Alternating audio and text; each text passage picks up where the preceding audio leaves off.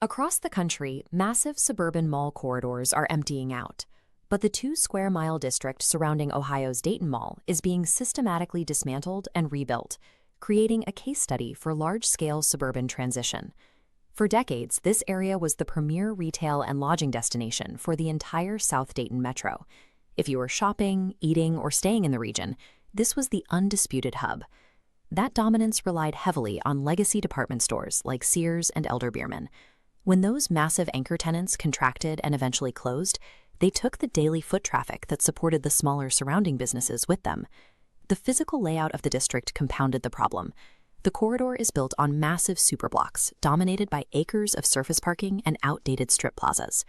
Getting from one store to another usually requires getting back in your car, creating a high-friction experience for shoppers. While the mall struggled with this rigid layout, modern, open-air competitors capitalized on it. Retail traffic and Class A office demand drained minutes south to Austin Landing on I-75 and east to the Greene in Beaver Creek, taking upscale dining and consumer capital with them. Local consumers are still spending money. The corridor is struggling because its physical footprint, designed entirely around cars and massive department stores, no longer matches how people actually want to shop and live.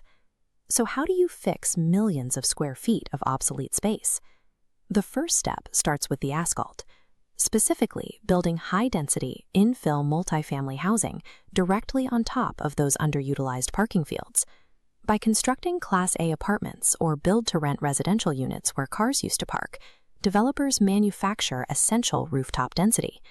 That means adding hundreds of built-in daily customers who can simply walk directly to the remaining retail spaces and restaurants. Then there are the empty large-format boxes themselves. Instead of holding out for another mega retailer, the strategy shifts to Medtail, medical retail. Regional health systems take over these massive shells, subdividing them into outpatient clinics and diagnostic centers that actually require the ample ground floor parking the mall already has. But you can't just put any medical facility in a retail outparcel. Class A memory care and assisted living operations need quiet green spaces, environmental buffers, and secure perimeters, things a high-traffic concrete retail strip completely lacks. The solution is a strategy called buffer parcel infill. Developers target the transitional lots that back up against quieter residential pockets or natural features like Cox Arboretum.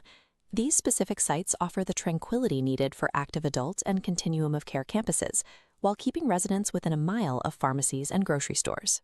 This chart contrasts rising caregiver labor costs against the premium monthly rates required for a facility to be profitable.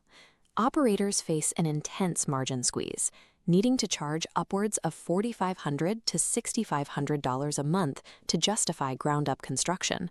By swapping out dead department stores and empty lots for dense housing and specialized medical clinics, the district is artificially reconstructing the consistent daily foot traffic that the mall lost years ago. The structural decay impacting retail has also hit the area's hotel infrastructure. Corporate travelers and high-rate event contracts have largely abandoned the older assets near the mall, migrating to the newer, upscale options down at Austin Landing. This leaves the 1980s and 1990s vintage properties competing heavily on discounted rates. Worse, these older hotels face brand-mandated property improvement plans, or PIPs. These are forced capital upgrades that entirely wipe out the profit margins achievable at those lower room rates. Rather than pouring money into a failing traditional hotel model, developers are buying these exterior corridor and lower-tier properties at a low-cost ASIS and converting them into workforce suites or extended-stay housing. There is a massive, durable demand for this specific type of housing in the Dayton area. You have traveling healthcare professionals, regional logistics workers, and a steady stream of defense contractors tied to nearby Wright-Patterson Air Force Base who need lodging for months at a time. Modernized, budget-friendly conversions also serve a secondary market, capturing the consistent overflow demand from the regional youth sports tournaments and recreational complexes spread across Montgomery and Warren counties. Taking these aging hospitality assets offline and repositioning them as flexible residential spaces solves two problems at once. It eliminates the local hotel occupancy crisis while directly addressing the severe shortage of workforce housing. But converting individual parcels for apartments, clinics, and workforce housing won't work in isolation. To revitalize the corridor, these disjointed projects require a unified legal and geographic framework.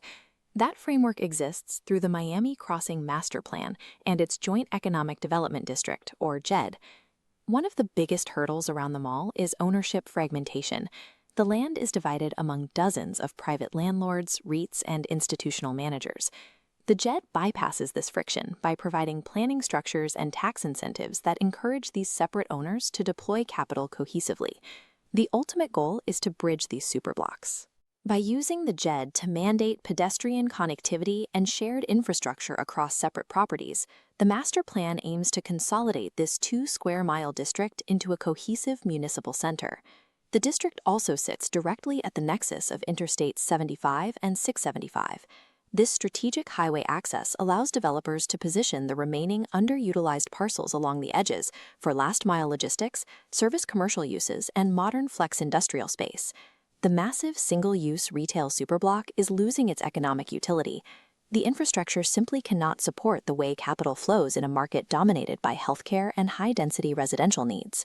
By leveraging adaptive reuse and structural infill, these dying corridors are being rewritten into resilient, mixed-use districts.